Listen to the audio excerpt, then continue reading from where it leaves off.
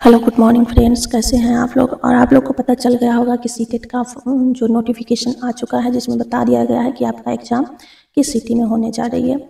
कुछ दिन में, एक दो दिन के बाद सीटेट का जो है एडमिट कार्ड आ जाएगा। और आप लोग का कॉलेज के बारे में भी, किस कॉलेज में एग्ज़ाम होने जा रहा है, उसके बाद सेंटर के बारे में भी पता चल जाएगा। तो आप लोग अपना जो है तैयारी कंटिन्यू रखें, लगातार इसको रिवीजन, जो भी आप पढ़े हैं उसको रिवीजन करते रहें। मैं आज आप लोग के लिए जो चैप्टर 5 का जो बचा हुआ था और उसके नेक्स्ट चैप्टर 6 होगा, वो सब मैं आज कवर करवाऊंगी। रिवीजन सबसे महत्वपूर्ण जो है, वेरी वेरी इंपॉर्टेंट है, वो रिवीजन है। आप जो पढ़े हैं उसे बार बार रिवीजन करें, अंतिम समय में रिवीजन ही आपका काम आएगा। तो चलते हैं। इजराइल के जो मृत सागर हैं, इससे पहले हम आपको जल वितरण के बारे में बता चुके हैं। आज हम जल वितरण जो है महासागर में कितना है, वर्ग से कितना, उसको सबसे अधिक और सबसे कम क्रम में जो है वो आपको याद रखनी है। इजराइल की जो मृत सागर है ना, उसमें 340 ग्राम लीटर प्रति लीटर लवण है। तो इजराइल में जो मृत सागर है उसमें आप जाएंगे तो आप उसका घनत्व इतना अधिक है कि आप उसमें डूब नहीं पाएंगे, आप उसके तल पे तैरते रहेंगे। तो ये खास चीज़ है मृत सागर का। 22 मार्च को विश्व जल दिवस मनाया जाता है। जो सुनामी है, सुनामी के बारे में बहुत बार जो क्वेश्चन आ चुका है। सुनामी जापानी भाषा का एक शब्द है जिसका अर्थ है पोताश्रय तरंगे। क्योंकि सुनामी आने पर पोताश्रय नष्ट हो जाते हैं, इसलिए इस सुनामी का जो मीनिंग हो जाता है पोताश्रय तरंग हो जाता है। देखिए, इसमें देखना है सुनामी कैसे होता है। भूकंप ज्वालामुखी जब उद्गार या जल के नीचे भूस्खलन के कारण 15 मीटर तक की ऊंचाई या उससे भी अधिक वाली विशाल ज्वारीय तरंगे उठ सकती है, तो उसे क्या हम कहते हैं, सुनामी कहते हैं। विशाल सुनामी जो होता है, सबसे अधिक जो सबसे बड़ा सुनामी होता है वो 150 मीटर ऊपर तक मापा गया है। 2004 में जो सुनामी के कारण जो बहुत बड़ा सुनामी आया था, उसका कारण सुनामी के कारण अंडमान निकोबार द्वीप समूह में इंदिरा पॉइंट जो था वो डूब गया था। तो ये क्वेश्चन आ सकता है कि इंदिरा पॉइंट कब डूब गया, किस कारण डूब गया, या इंदिरा पॉइंट किस द्वीप समूह का हिस्सा है, भाग है। ज्वार-भाटा आपको पढ़ना है। सूर्य एवं चंद्रमा के शक्तिशाली गुरुत्वाकर्षण बल के कारण पृथ्वी की सतह पर ज्वार-भाटा आते हैं। पूर्णिमा और अमावस्या के दिनों में सूर्य चंद्रमा तीनों एक सीधा में होता है और उस समय सबसे ऊंचे ज्वार उठते हैं। इस ज्वार को बृहद ज्वार कहते हैं।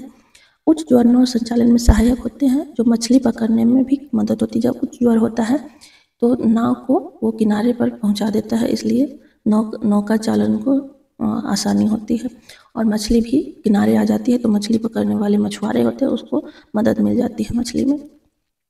महासागरीय धाराएं, गर्म पढ़ना है आपको। एक दो महासागर की गर्म धाराएं और ठंडी धाराएं को ध्यान में रखनी है। गर्म महासागरीय धाराएं भूमध्य रेखा के निकट उत्पन्न होती है। भूमध्य रेखा पर अधिक तापमान होता है तो वहाँ पे गर्म हवाएं उत्पन्न होगी।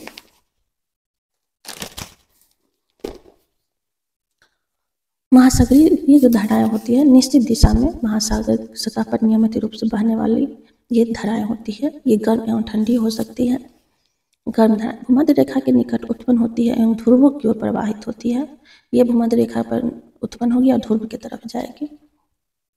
और ठंडी जो धाराएं होती है, ध्रुव की तरफ ठंडा होता है तो ध्रुव से उच्च अक्षांशों के उष्णकटिबंधीय या निम्न अक्षांशों की ओर प्रभावित होती है। तो ये कौन सी धाराएं हैं? जो ठंडी धाराएं हैं लेब्राडोर धाराएं हैं, और जो गर्म धाराएं हैं वो गल्फ स्ट्रीम है। लेब्राडोर आपको ठंडी जलधारा हो जाएगी और गल्फ स्ट्रीम गर्म जलधारा हो जाएगी, ये ध्यान रखना है। इस स्थान पर गर्म और जल व ठंड जलधारा मिलती है, वो सर्वोत्तम मत्स्यन क्षेत्र माना जाता है। ये वेरी इंपॉर्टेंट है, आप इसको ध्यान में रखेंगे। जापान के आसपास अमेरिका के पूर्वी तट जो है सर्वोत्तम मत्स्य उत्पादन का क्षेत्र है। यहाँ पे दोनों धाराएं मिलती है। जहाँ पे गर्म और ठंडी धाराएं मिलती है वहाँ पे कोहरा वाले मौसम हो जाता है। और नौ संचालन में कोहरा आएगा तो नौ संचालन में बाधा होगी, उसको दिशा को देखने में प्रॉब्लम हो जाएगी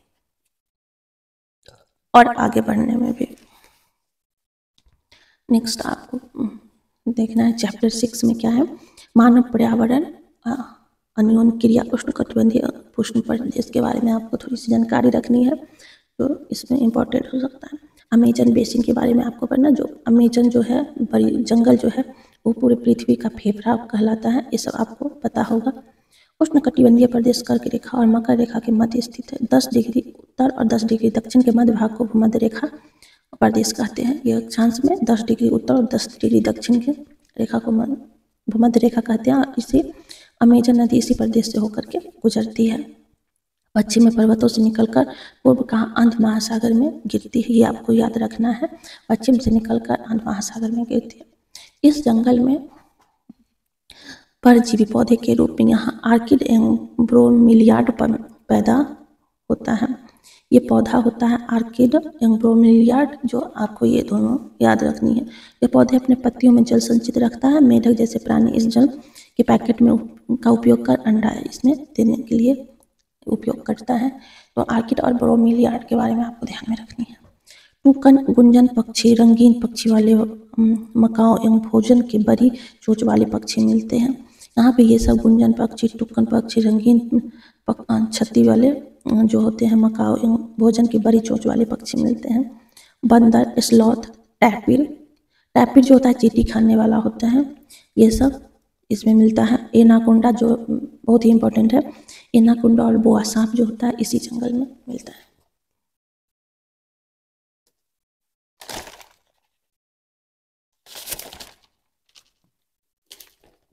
इसके बाद आपको बता दें इसमें कौन सी खेती होती है। इसमें जो होता है कर्तन एवं दहन पद्धति का प्रयोग करते हैं। मुख्य आहार जो होता है यहाँ मिनियोक है। मलोका अपार्टमेंट जैसा घर, जो मलोका होता है वो अपार्टमेंट जैसा घर होता है।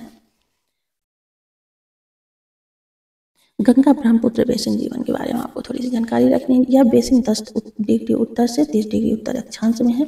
वेदिकाएं का निर्माण खड़ी ढलानों पर समतल सतह पर बनाकर कृषि करने के लिए होता है। वेदिकाएं हैं जो कृषि करने के लिए होता है। और गंगा और ब्रह्मपुत्र नदी के अलावा गंगा और ब्रह्मपुत्र के अलावा जल में एक प्रकार की डॉल्फिन पाई जाती है। ये डॉल्फिन का आपको नाम याद रखना है। पाई जाती है जिसे अंधी डॉल्फिन कहा जाता है। सूसू की उपस्थिति से जल की शुद्धता का पता चलता है। अगर जल का बहुत गंदा होगा तो सूसू जो डॉल्फिन है जिसे अंधा डॉल्फिन कहा जाता है वो नहीं, आपको मरने लगेगा। इससे उसको जल की शुद्धता का पता चलता है। झील में उगने वाले स्थानीय खरपतवार जो वेलिनेरिया, हाइड्रिलिया और ये जो होता है जो मछलियों के भोजन के का काम आता है। झील में जो खरपतवार उगता है उसमें वेलिनेरिया और हाइड्रिलिया जो होता है मछलियों के भोजन के लिए ये सर्वोत्तम होता है। आज के लिए इतना ही रहने देते हैं। नेक्स्ट चैप्टर में हम 7 चैप्टर करेंगे। 7 बहुत लंबा हो जाएगा, तो कल से 7 स्टार्ट करेंगे। आप लोग अपना ख्याल रखिए और अच्छे से अपना प्रिपरेशन करते रहें और अधिक से अधिक टाइम दे रिवीजन करते रहें। रिवीजन अब तो समय बहुत कम है तो आपको रिवीजन बहुत करनी है और से प्रैक्टिस करते रहें, टेस्ट सीरीज लगाते रहें। कैसा लगा आपको आज का वीडियो कृपया कमेंट बॉक्स में लिखिएगा। और अगर चैनल पे आप नए हैं तो चैनल को कृपया प्लीज़ इसे सब्सक्राइब कर दीजिएगा, लाइक और शेयर कर दीजिएगा। आपको मेरे साथ बने रहने के लिए बहुत बहुत धन्यवाद।